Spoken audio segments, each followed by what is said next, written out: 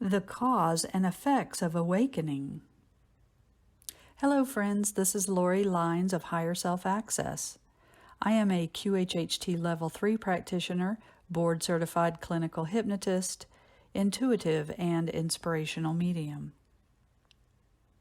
Awakening is a journey of spiritual transformation that can occur in a moment, across a series of events, or over a lifetime. The first process of awakening is the expansion and intensification of our awareness. We begin to see beyond day-to-day trivialities as we move away from low vibrational mentalities and toward transcendence. Our experiences can become both more vibrant and otherworldly, as well as starker and jarring.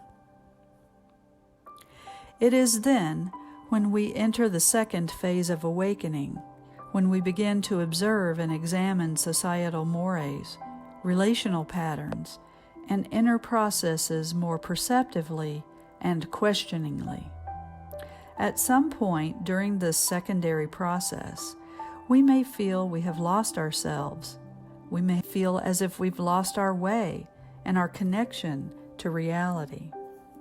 It is a perplexing circumstance in which things have never made less sense and so much sense at the same time.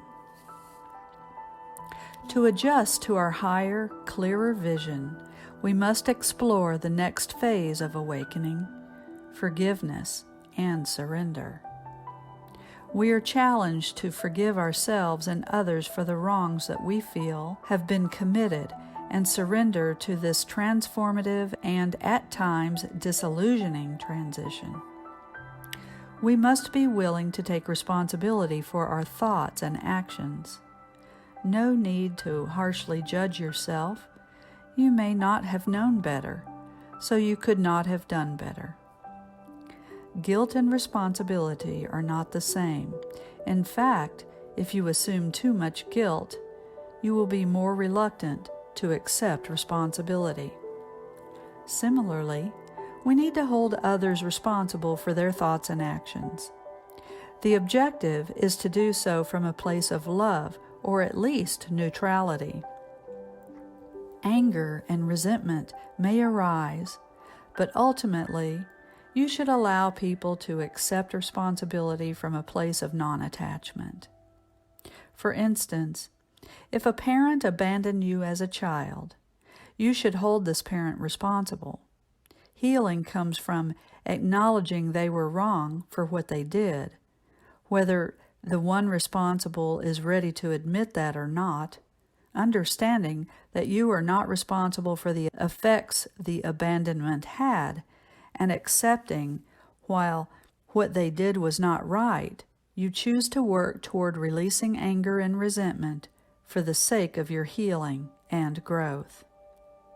We must surrender to the process of realization, acceptance, and release, as the cycle will arise many times throughout the process of awakening. Another step is alignment. As we forgive and release repeatedly, we untether ourselves and raise our vibration, aligning more with spirit and higher planes and realities. As we find greater alignment, we become more united with our true selves. This often leads to changes in perspectives, attitudes, values, goals, careers, lifestyles, and relationships, which can lead to those we are close to feeling shut out, alienated, and unloved. While some relationships will not mesh with our newly awakened consciousness, many can continue to grow and benefit from the healing energy. The one caveat being our loved ones must accept the heightened vibration we bring to the relationship. Instead of yearning for the relational energies that were, they must learn to accept the new energetic alchemy the connection holds, which doesn't mean that they must find awakening at the same time we do.